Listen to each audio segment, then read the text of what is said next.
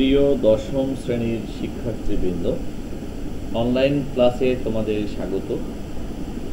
আশা করছি তোমরা সবাই ভালো আছো, সুস্থ আছো, নিয়মিত পরীক্ষা কার্যক্রমে অংশগ্রহণ করছো এবং আমাদের সাথে পড়াশোনা চালিয়ে যাচ্ছ এবং আশা করি আমরা যেই ক্লাসগুলো দিচ্ছি তোমরা সেই ক্লাসগুলো করে উপকৃত হচ্ছ। তো আজ আমি নতুন আরও একটি অধ্যায়ের সূচনা করব। এই অধ্যায়টি হচ্ছে ত্রয়োদশ অধ্যায়। তোমাদের পদার্থবিজ্ঞানের বিষয়বস্তু এটি, এবং এটি মডার্ন ফিজিক্সের একটা অংশ, যেটি হচ্ছে রেডিও অ্যাক্টিভিটি বা তেজস্ক্রিয়তা। তো এই অধ্যায়ের সূচনা লগ্নে আমরা যেই শব্দটির প্রথমে অবতারণা করেছি তেজস্ক্রিয়তা, তো সেই তেজস্ক্রিয়তা বিষয় সম্পর্কে বলতে গেলে একটু ইতিহাস পর্যালোচনা করে আমাদের দেখা দরকার। তো সেটা যদি আমরা একটু পর্যালোচনা করি তাহলে দেখতে পাবো যে ফরাসি বিজ্ঞানী অতোয়ান ওরি বেকরেল 1896 সালে এক্স রে নিয়ে গবেষণা করার সময় এমন একটি স্বতঃস্ফূর্ত প্রাকৃতিক ঘটনা আবিষ্কার করে ফেললেন যা সারা বিশ্বের বিজ্ঞান জগতে দারুণ আলোড়ন সৃষ্টি করে। তিনি দেখতে পান ইউরেনিয়াম ধাতুর নিউক্লিয়াস থেকে স্বতঃস্ফূর্তভাবে অবিরাম বিশেষ ভেদন ক্ষমতা সম্পন্ন রশ্মি বা বিকিরণ নির্গত হয়। তার নাম অনুসারে এই রশ্মির নাম দেওয়া হয় বেকেরেল রশ্মি। তিনি লক্ষ্য করেন যে মৌল থেকে এই রশ্মি নির্গত হয় তা একটি সম্পূর্ণ নতুন কৌশল। মৌলে পরিণত না হওয়া পর্যন্ত এই রশ্মি নির্গমন অব্যাহত থাকে। পরবর্তীকালে মাদাম কুরি ও তার স্বামী পিয়েরে কুরি ব্যাপক গবেষণা চালিয়ে দেখতে পান যে রেডিয়াম,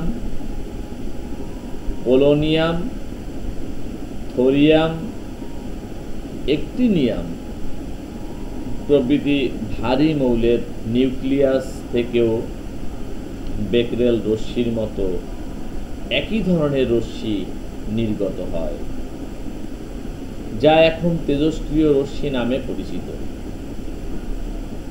যেসব মৌল হতে তেজস্ক্রিয় রশ্মি নির্গত হয় তাদেরকে তেজস্ক্রিয় মৌল বলে। তাহলে এই হেনরি বেকেরেলের যে সূচনা যিনি করেছিলেন 1896 সালে, এবং পরবর্তীতে আমরা দেখতে পাই অনেক বিজ্ঞানী এই গবেষণায় অবদান রেখেছেন। তার মধ্যে অবশ্যই হচ্ছে উল্লেখযোগ্য মাদাম কুরি, পিয়েরে কুরি সহ আরও অনেক বিজ্ঞানীরা এই তেজস্ক্রিয়তার বিষয়কে কিভাবে মানব সভ্যতার জন্য অনন্য নিদর্শন হতে পারে, মানব সভ্যতার জন্য ব্যবহারযোগ্য হতে পারে, সেই ধরনের প্রচেষ্টা চালিয়ে গেছেন। তো আমরা সেই বিষয়ে পড়াশোনা করব। তাহলে সেই তেজস্ক্রিয়তা জানতে হলে বা বিষয়টি বুঝতে হলে আমাদের পদার্থের যে অতি ক্ষুদ্র যে কণা পরমাণু, সেই পরমাণু সম্পর্কে বা পরমাণুর গঠন সম্পর্কে আমাদের একটি ধারণা থাকা আবশ্যক। যদিও ইতোপূর্বে আমরা পরমাণুর গঠন সম্পর্কে জেনেছি, তারপরেও এই পাঠে প্রবেশের পূর্বে আমাদেরকে অবশ্যই পরমাণুর গঠন সম্পর্কে ধারণা আরেকবার মনে করা উচিত। এই জন্য দেখো, আমি এখানে একটি পরমাণুর গঠন কেমন হয় সেটি আরো একবার মনে করিয়ে দেওয়ার চেষ্টা করছি। আমরা জানি যে পরমাণুর কেন্দ্রে হচ্ছে নিউক্লিয়াস, এবং এই নিউক্লিয়াসের অভ্যন্তরে থাকে প্রোটন এবং নিউট্রন। আমরা সবাই জানি যে প্রোটন হচ্ছে ধনাত্মক আধান বিশিষ্ট হয়, নিউট্রন হচ্ছে আধানবিহীন, এবং এই নিউক্লিয়াসকে কেন্দ্র করে ঋণাত্মক আধানযুক্ত ইলেকট্রনগুলো সর্বদা হচ্ছে ঘূর্ণায়মান।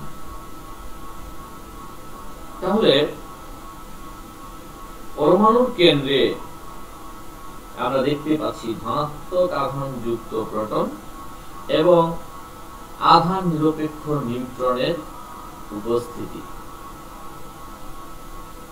তাহলে ধনাত্মক আধান এবং আধানবিহীন প্রোটন কিভাবে তারা এই নিউক্লিয়াসের কেন্দ্রে অবস্থান করছে? তাহলে নিশ্চয়ই তাদের মধ্যে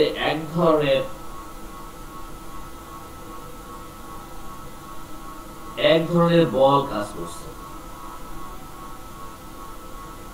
যেই বলের কারণে তারা পরস্পরের সাথে আবদ্ধ হয়ে আছে। তাহলে পর্যায়ক্রমে আমরা একটু এগিয়ে যাই, দেখি আমাদের বইয়ের বিষয়বস্তু কি আছে। আমরা জানি একটা পরমাণুর কেন্দ্রে থাকে নিউক্লিয়াস, যেটা বললাম আমরা, সেখানে থাকে প্রোটন এবং নিউট্রন। পরমাণু নিউক্লিয়াসে যতগুলো প্রোটন থাকে ঠিক ততগুলো ইলেকট্রন নিউক্লিয়াসকে ঘিরে ঘুরতে থাকে। নিউক্লিয়াসের ব্যাসার্ধ পরমাণুর ব্যাসার্ধ থেকে প্রায় 8 লক্ষ গুণ ছোট, প্রায় লক্ষ গুণ ছোট, প্রায় লক্ষ গুণ ছোট, 8 হবে না, প্রায় লক্ষ গুণ ছোট। নিউক্লিয়াসের আকার খুবই ছোট হলেও একটি পরমাণুর মূল ভরটি আসলে নিউক্লিয়াসের ভর। তার কারণ ইলেকট্রনের ভর প্রোটন কিংবা নিউট্রনের ভর থেকে 1800 গুণ কম। তাহলে আমরা বুঝতে পারছি কেন নিউক্লিয়াসের ভরটি আসলে পরমাণুর কেন্দ্রে কেন্দ্রীভূত আছে।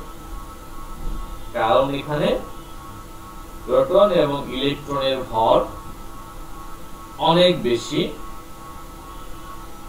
এই কারণে হচ্ছে পরমাণুর সমস্ত ভর নিউক্লিয়াসে কেন্দ্রীভূত।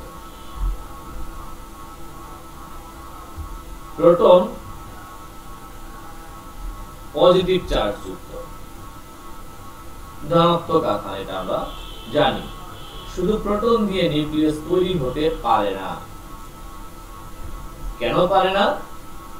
কারণ ধনাত্মক চার্জ যুক্ত আধানগুলো যদি সেখানে শুধুমাত্র থাকে তাহলে তাদের মধ্যে একটা প্রবল বিকর্ষণ বল কাজ করবে, এবং এই বিকর্ষণ বলের কারণে প্রোটনগুলো ছিটকে যাবে। সেজন্য নিউক্লিয়াসের ভেতরে প্রোটনের সাথে চার্জহীন নিউট্রনও থাকে, এবং নিউট্রন আর প্রোটন মিলে প্রবল শক্তিশালী নিউক্লিয়াস বলের আকর্ষণে নিউক্লিয়াসগুলো স্থিতিশীল থাকতে পারে।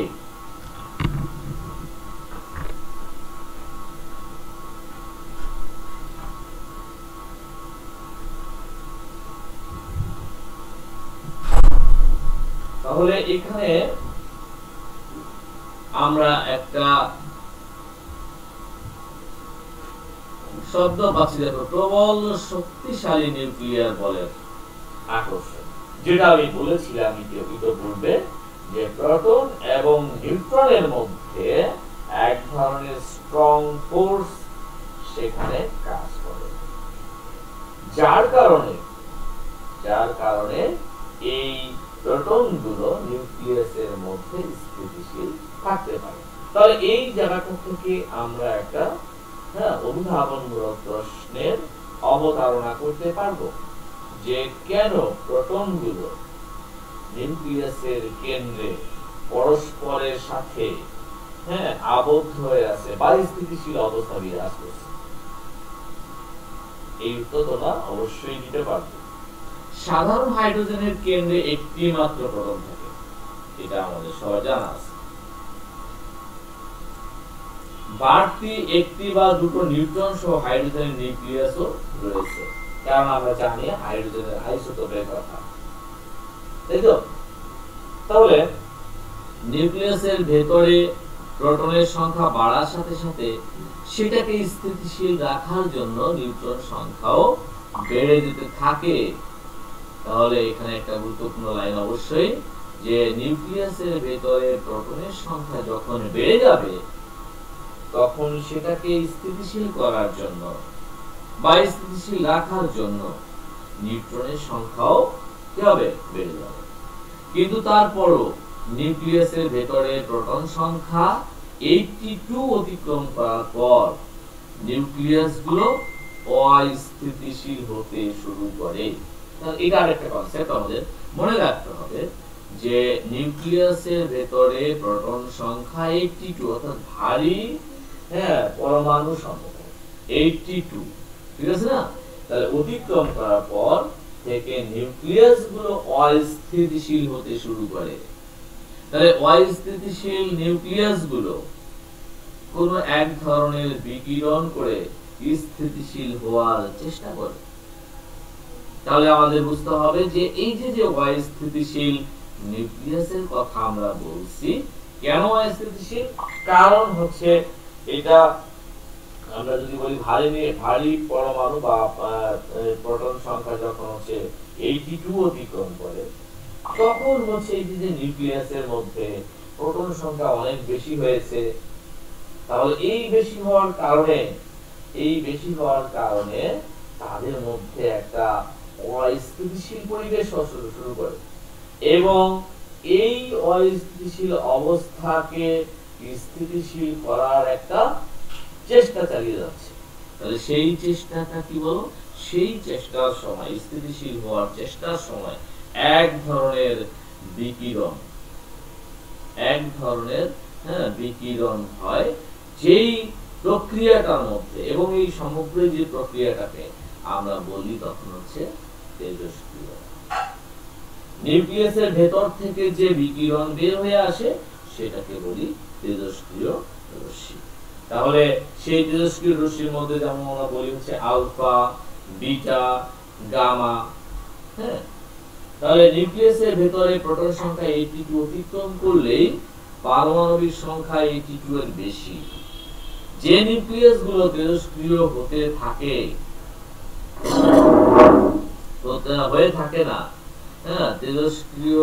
হয়ে থাকে না, অন্য পরমাণু নিউক্লিয়াসও তেজস্ক্রিয় হতে পারে। আমরা পরমাণুর শ্রেণীবিন্যাস করেছি তার ইলেকট্রন সংখ্যা দিয়ে, যেটা প্রোটনের সংখ্যার সমান। আমরা সবাই জানি যে প্রোটন সংখ্যা সমান হচ্ছে ইলেকট্রন সংখ্যা, এবং সেই ইলেকট্রন সংখ্যা বিন্যাস আমরা করেছি, এবং সেই হিসাবে একটি পরমাণুর বৈশিষ্ট্য বা বৈচিত্র্য বা তার ধর্ম, বা তার প্রকৃতি বা তার গুণাগুণ, এগুলো আমরা বুঝতে পেরেছি ইলেকট্রন বিন্যাসের মাধ্যমে। কাজেই কোন একটি মৌলের পরমাণুতে তার ইলেকট্রন এবং প্রোটনের সংখ্যা সুনির্দিষ্ট হলেও নিউট্রন সংখ্যা ভিন্ন হতে পারে। তাহলে বিষয়টা খেয়াল করো, যে যদি একটি পরমাণুতে তার ইলেকট্রন ও প্রোটনের সংখ্যা সুনির্দিষ্ট, তারপরেও আমাদের নিউট্রন সংখ্যার ভিন্নতা হতে পারে। তাহলে ভিন্ন নিউট্রন সংখ্যায় নিউট্রন যুক্ত নিউক্লিয়াসের পরমাণুকে বলা হয় মৌলের আইসোটোপ। সেই মৌলের আইসোটোপ। তাহলে দেখো এখানে আইসোটোপের একটা কনসেপ্ট আমরা নিয়ে আসছি। তাহলে কি বলছি দেখো, একই মৌল তার প্রোটন সংখ্যা ঠিক আছে, ইলেকট্রন সংখ্যা ঠিক আছে, কিন্তু নিউট্রন সংখ্যার ভিন্নতার কারণে তার ভর সংখ্যার পরিবর্তন হচ্ছে। তাহলে ভর সংখ্যার যদি পরিবর্তন ঘটে তাহলে তাহলে কি হচ্ছে, তাদের মধ্যে একই পরমাণু হওয়া সত্ত্বেও তারা ভিন্ন ধরনের আচরণ করতে সক্ষম হচ্ছে এবং সেগুলো কিছুটা আনস্টেবল হচ্ছে, অস্থিতিশীল হচ্ছে। তাহলে এই ধরনের যে পরমাণু সেগুলোকে আমরা বলছি হচ্ছে সেই মৌলের আইসোটোপ। কাজেই একটি মৌলের একটি আইসোটোপ স্থিতিশীল হতে পারে, আবার সেই মৌলের অন্য একটি আইসোটোপ অস্থিতিশীল বা তেজস্ক্রিয় হতে পারে।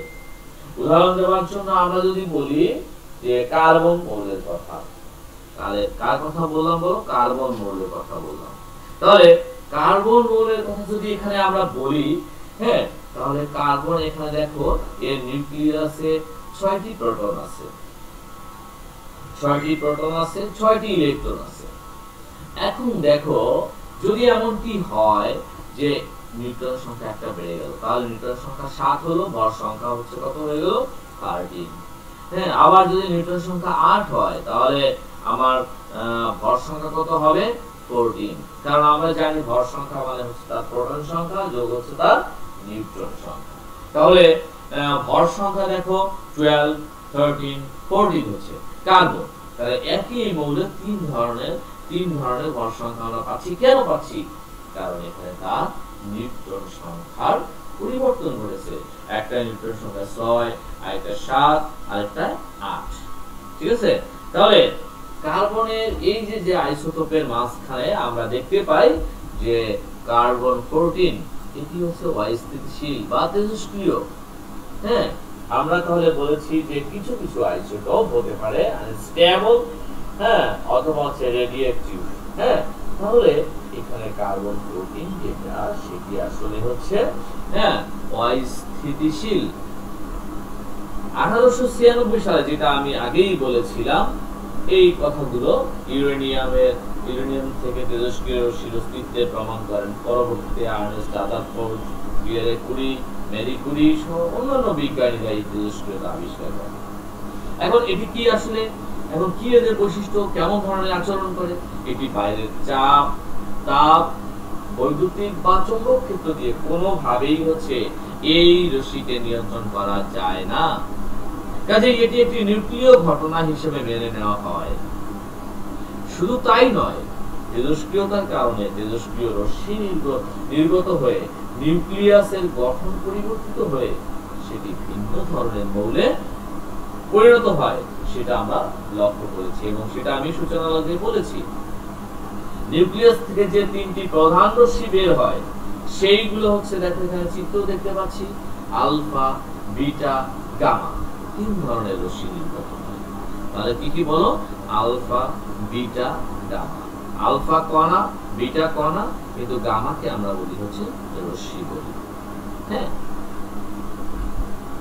তাহলে এখানে আমরা যদি এখন এই আলফা কণা সম্পর্কে একটু পড়ি, তাহলে দেখো সেই জায়গাটায় এসে এখানে প্রথমেই তুমি দেখতে পাচ্ছ যে আলফা হচ্ছে হিলিয়াম।